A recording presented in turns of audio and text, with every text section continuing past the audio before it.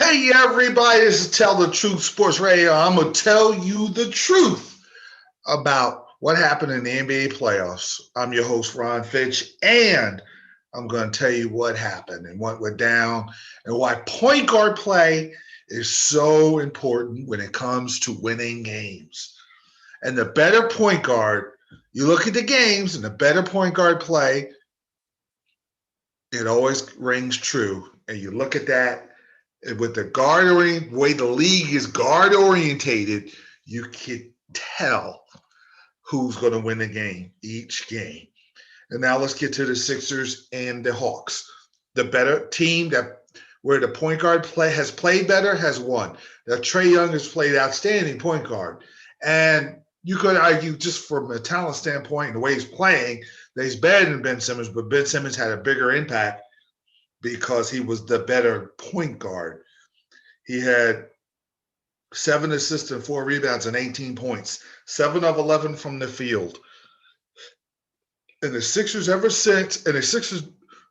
won an easy game. And the theme with the Sixers beating the Hawks 127 to 111 and the Suns winning 116-102, both teams on the road, it was easy. I was thinking about Lionel Richie's song, Easy. Easy like Sunday morning. That's how it was for the Sixers and the Hawks.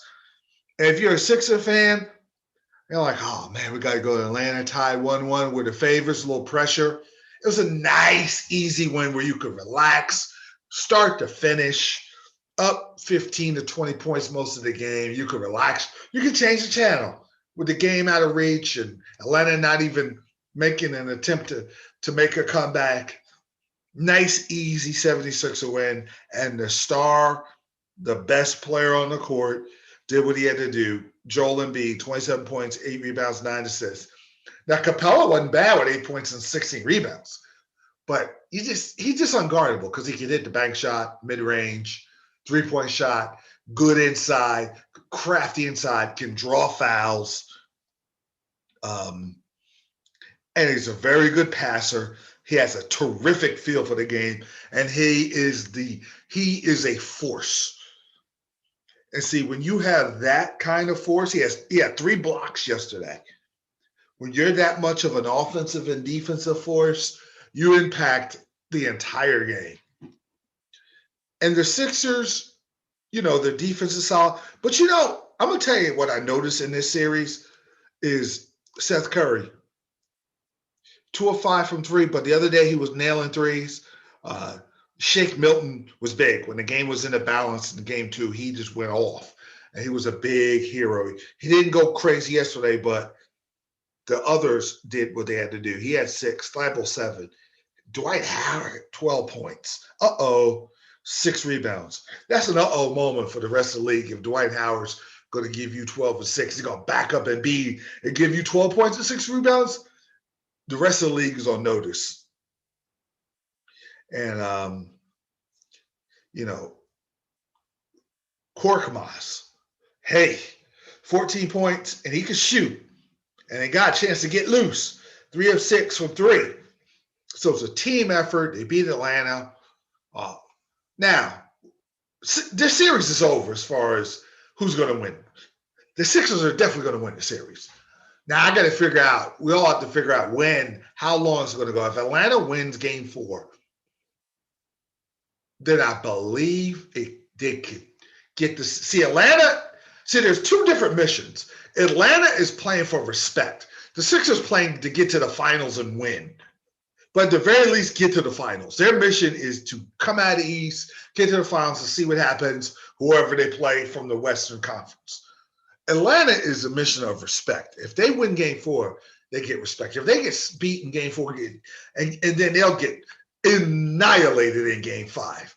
If that happens, you got a game because you were still on fire from the next stage. But what did you accomplish? All right, it leaves you you're building for the future, but getting whooped by the Sixers and being non-competitive after the first game, that will leave a bad taste in your mouth. So I think game 4 will be a lot more competitive.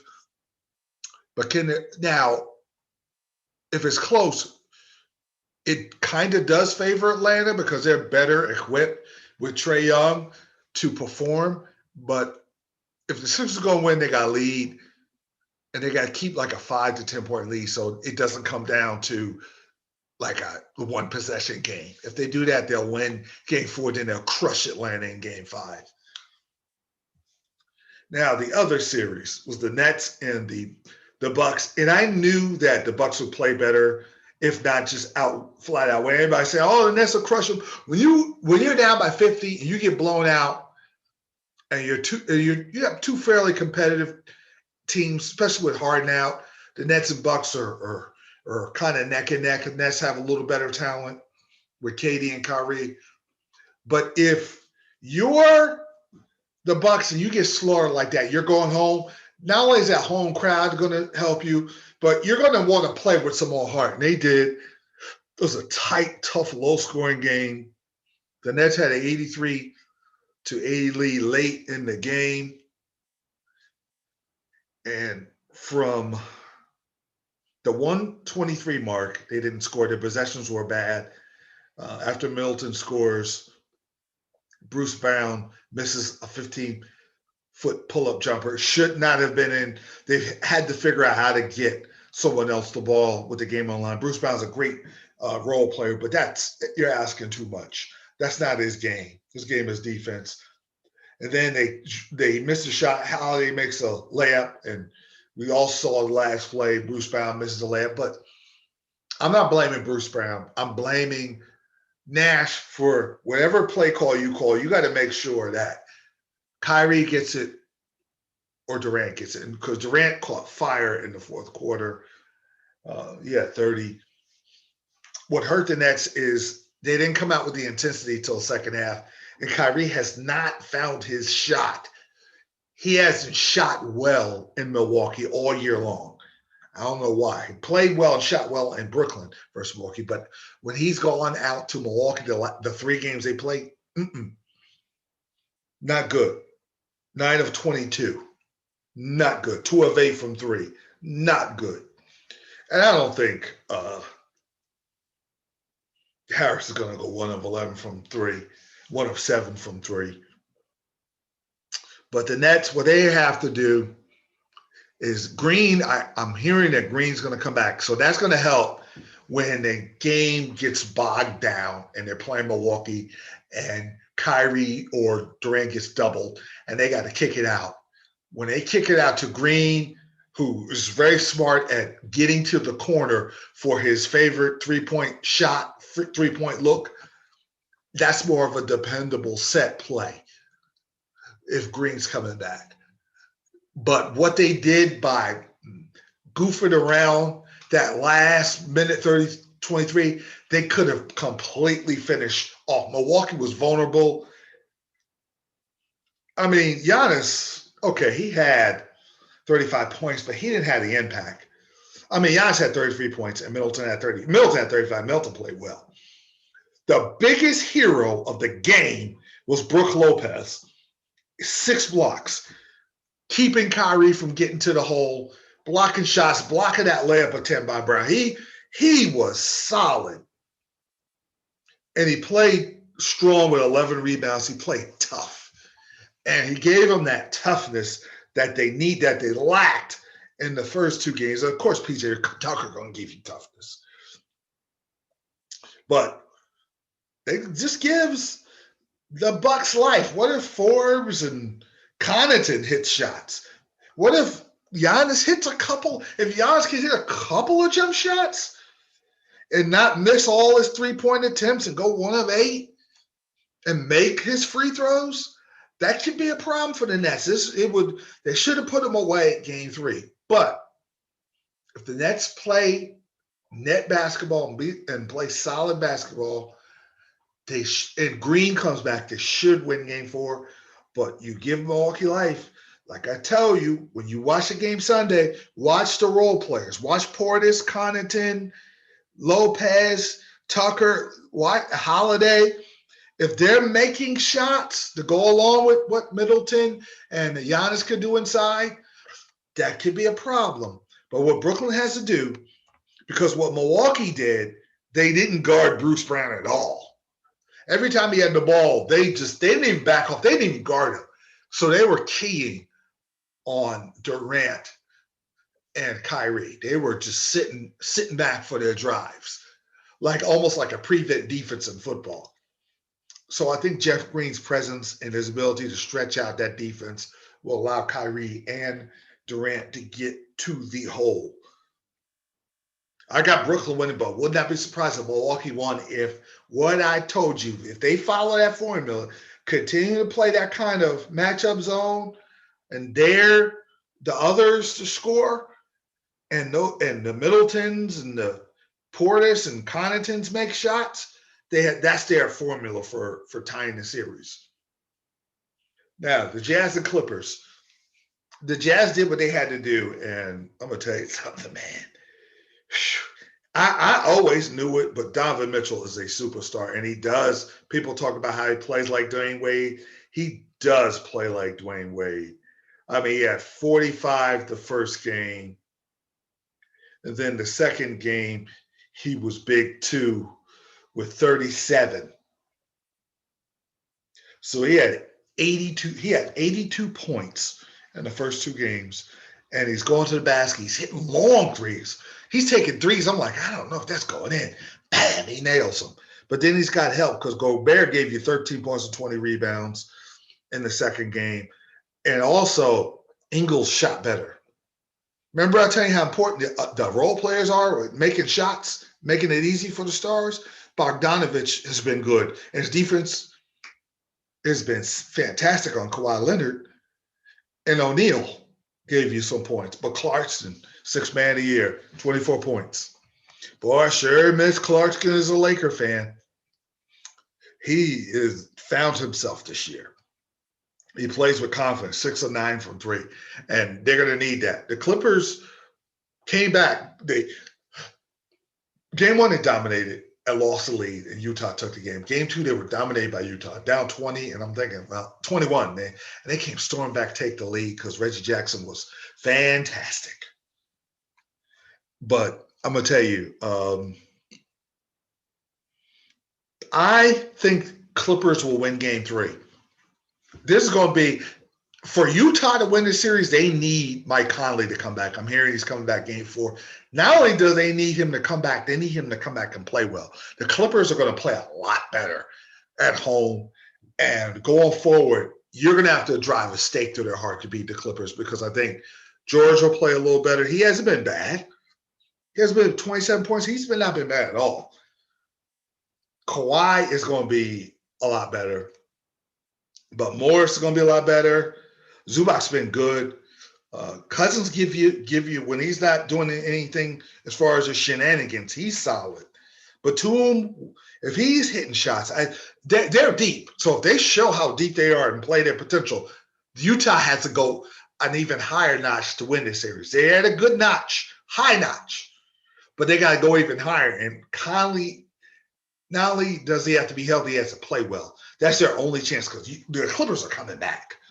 They're going to win Game 3. So even if Utah wins Game 4, it's going to be still difficult to get the Clippers out of there. And maybe Rondo's aging quickly because he's not playing as good as I thought. But Reggie Jackson's been so good that he's given the Clippers life. And I respect that.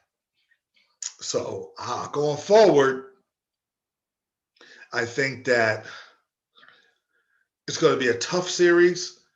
This is not over. They held serve, but the Clippers, it wouldn't surprise me if they held serve in a very, very difficult Game 5 for Utah, and you better come to play.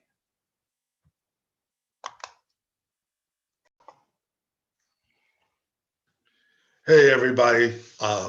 We're back here. The last game I want to talk about is the Suns in Denver, and we're talking about point guard play.